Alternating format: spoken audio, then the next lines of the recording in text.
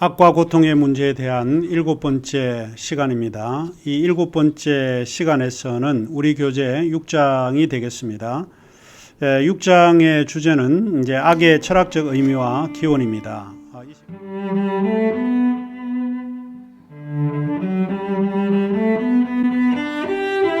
이 시간에 우리가 다루고자 하는 것은 이 악의 그 의미가 어떤 의미로 우리가 받아들여야 되는가 하는 부분이고, 또 하나는 이 악의 기원이 뭔가, 악은 어디서부터 유래가 되었는가라고 하는 것을 좀 살펴보고, 그런 다음에 악의 여러 유형들이 있습니다. 그런 유형들을 우리가 이 시간에 살펴보도록 하겠습니다. 저는 이 악을 두 가지 의미로서 차원에서 생각을 좀 하고자 하는데, 하나는 악은 물리적이고 도덕적이고 또 사회적인 그런 맥락에서 충분히 이해가 되는 그런 용어다라고 생각을 하고 있습니다. 물론 이제 악이라고 하는 용어는 매우 포괄적인 그런 의미로 사용되고 있습니다. 비록 이제 악이 추상적인 의미라고 하는 것이나 또 형이상학적인 그런 관념으로 이해하려고 하는 경향이 상당히 많이 있습니다.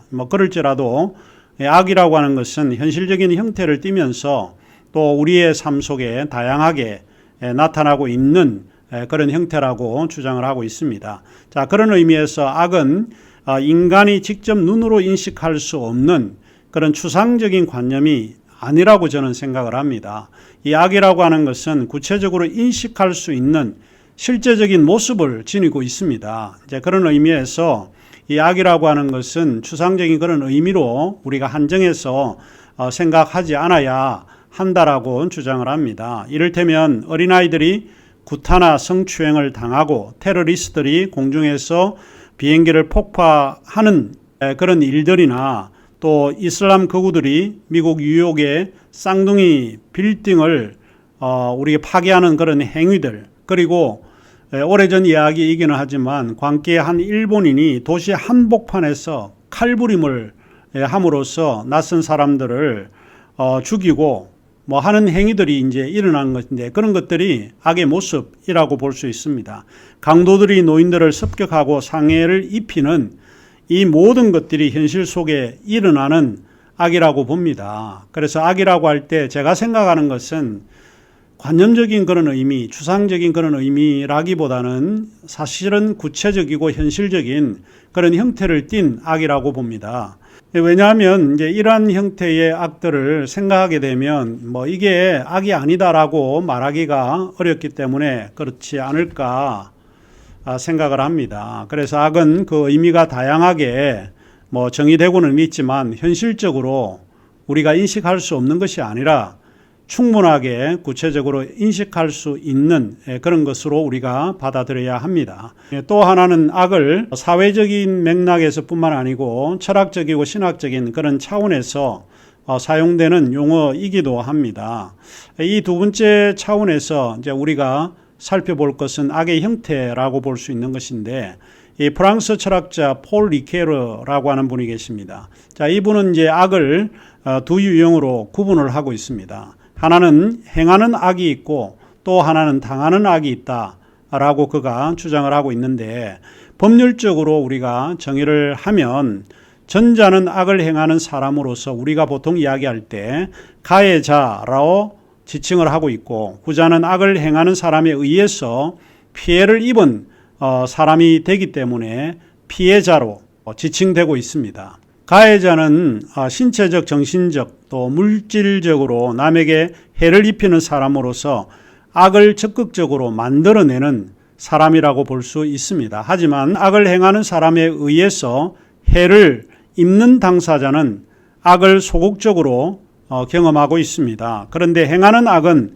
이른바 악행과 같은 것으로서 도덕적인 책임이나 행위에 대한 비난을 면하기가 상당히 어렵다라고 볼 수 있습니다. 반면에 당하는 악은 자신의 의도와는 무관하게 상관이 없이 발생을 하고 있습니다. 그래서 당하는 악은 도덕적 책임이나 행위에 대한 비판을 면하기가 상당히 어렵다라고 볼 수 있습니다. 문제는 악으로 인한 고통은 행하는 악에 의해서가 아니라 당하는 악에 의해서도 발생하고 있다라고 하는 사실입니다. 말하자면 당하는 그런 악은 고통과 슬픔을 야기하고 있다라고 볼 수 있는 것입니다. 이런 면에서 악은 고통을 포함하는 여러 불행의 형태로 나타나기도 합니다. 물론 모든 불행이 다 나쁜 것이다 라고 말하기는 조금 어렵기는 해도 악은 불행의 고통을 파생시키는 개념으로 설명될 수 있지 않을까 싶습니다. 그런데 이 고통이 삶을 파괴하고 황폐시키는 불행을 가져올 수 있다 하는 이야기입니다.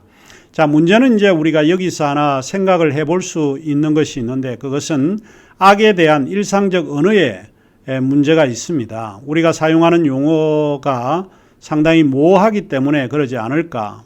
그런데 우리가 사용하고 있는 일상적인 언어에는 이 악이 포함이 되고 있습니다. 흔히 우리가 선하다 또는 악하다라고 하는 말을 사용하게 될 때에 이 용어가 갖는 의미가 획일적이지는 않습니다. 다양하게 사용되고 있기 때문입니다. 그 한 예를 우리가 든다라고 하면 선과 악의 용어가 도덕적인 언어의 활동 속에 있다라고 하는 것을 발견하게 됩니다. 다시 말을 하자면 선하다는 것과 악하다는 것은 도덕적인 언어라고 볼 수 있는 것입니다.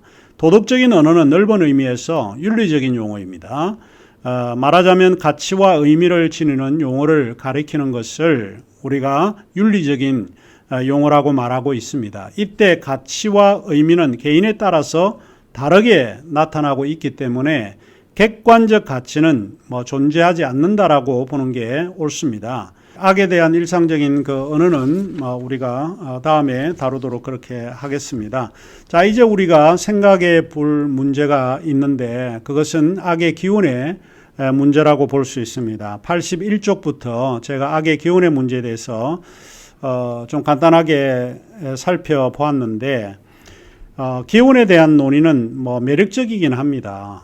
우리가 어떤 개념을 이야기를 하거나 관념을 우리가 살펴보게 될 때 항상 이 기운이 어디서 출발을 했는가 이런 이야기를 자주 하곤 합니다. 하지만 해답을 찾기라고 하는 것은 쉬운 일이 아닙니다. 이 악의 기운은 전통적인 신앙에 따르면 악마, 데블이나 또 세이튼, 사탄에서 유래하고 있는 그런 개념이라고 볼 수 있습니다. 근대과학의 발전 이후에 이 악마라고 하는 그 실제는 더 이상 논의의 대상을 삼고 있지는 않습니다. 하지만 악의 기운을 사탄으로 삼는 것은 여전히 신앙의 전통에서는 받아들이고 있는 것 같습니다. 악의 기운을 사탄으로 보는 견해는 전통적인 유실론 또 기독교 세계관에서 자주 발견되고 있는 내용이기도 합니다. 종교학 대사전에 보면 사탄에 대해서 여러 가지 이제 묘사를 하고 있는데 사탄은 유대교나 그리스도교에서 인간을 신의 길에서 반하게 하려고 하는 힘의 의인화된 것, 이런 것으로 이제 정의를 내리고 있습니다. 그래서 이제 사탄이라고 할 때 사탄은 적대하는 자라고 하는 의미를 지니고 있는 사탄, 에서 유래를 하고 있습니다. 물론 이슬람에서도 사탄의 개념이 있기는 합니다. 그 개념을 사이탄이라고 이야기를 하고 있는데 이것은 악마나 악령 등과 동일시되는 그런 개념으로 이해하고 있습니다. 특별히 구약 성경에서 보면 히브리 말로 사탄이라고 할 때 대적, 방해 또는 고발이라고 하는 의미를 지닌 어근에서 유래를 하고 있습니다. 이 의미를 지닌 사탄은 간단한 의미를 지닌 보통 명사로 구약 성경에 자주 등장하고 있습니다. 하지만 사탄의 인격적인 그런 존재로 표현한 것은 아마도 구약 성경의 욥기가 아닐까 싶습니다. 욥기에서 보면 사탄은 이미 인간을 고발하고 그에 대적하며 해치는 기능을 수행하는 하나의 인격적인 존재로 등장하고 있습니다. 비록 욥기에 나타난 사탄은 하나님의 동의나 명령이 없이는 아무것도 행할 수 없다는 점에서 하나님에게 예속된 존재라고 이해할 수 있습니다. 하지만 문제는 하나님이 사탄을 만들었을 뿐만 아니고 그에게 파괴와 또 유혹의 능력까지 부여했다는데 문제가 있지 않을까 싶습니다. 그래서 하나님은 그가 창조하고 부양한 인격의 사탄에게 모든 악을 떠넘겨 버린다고 해서 하나님의 책임이 면제되는 것은 아니라고 종종 비판을 받고 있습니다. 이런 비판에도 불구하고 이 사탄이 구약에서 추상적인 존재가 아니라 무시무시한 능력을 지닌 인격적 존재로 이해할 수 있기 때문에 사탄을 악의 기운으로 상정하고 있는 것 같습니다. 그러면 왜 사탄을 악의 기운으로 보고 있는 것일까? 여러 가지 이유들이 있겠죠. 그 중에 하나가 일리 있는 이유이긴 한데 아마도 우리가 목격하는 악이 하나님의 책임이라고 하는 비판에서 회피하려고 하는 것이 아닐까라고 하는 것입니다. 만일 악이 존재한다라고 하는 것과 하나님이 존재한다면 거기에는 분명한 모순적인 요소가 있기 때문에 이런 것을 피하기 위해서 이 악의 문제의 기원을 사탄으로 상정하는 것이라고 이제 보는 것이죠. 그런데 이제 이러한 논의는 상당히 불충분한 그런 논의가 아닐까라고 하는 생각을 가지게 됩니다. 이 책에서 저는 이 악과 고통을 분리할 수 없는 개념으로 혼용하고 또 사용하고 있기 때문에 그런데 하지만 우리가 이제 사용하는 이 동사 악하다라고 할 때 evil 또 고통을 받다 suffer 이라고 하는 이런 용어들은 서로 교차적으로 이해되는 용어다라고 저는 이제 생각을 합니다. 이제 악하다고 할 때 그것은 나쁘다 혹은 해롭다라고 하는 뜻을 가지고 있고 반면에 고통을 받다라고 할 때 그것은 괴롭다 또 고민하다라고 하는 뜻으로 이해해 볼 수 있습니다. 이 악과 고통은 동일한 의미를 가리키는 것은 아니지만 제가 생각할 때는 서로 분리할 수 없는 동반하는 그런 의미로 사용되고 있다라고 제가 생각을 합니다. 간단하게 말을 하자면 악의 경험이 곧 고통의 경험이 될 수 있습니다. 조금 더 단순화하면 저는 이제 악은 하나의 형식이라고 볼 수 있고 고통이라고 하는 것은 악의 내용이 아닌가 이렇게 생각을 합니다.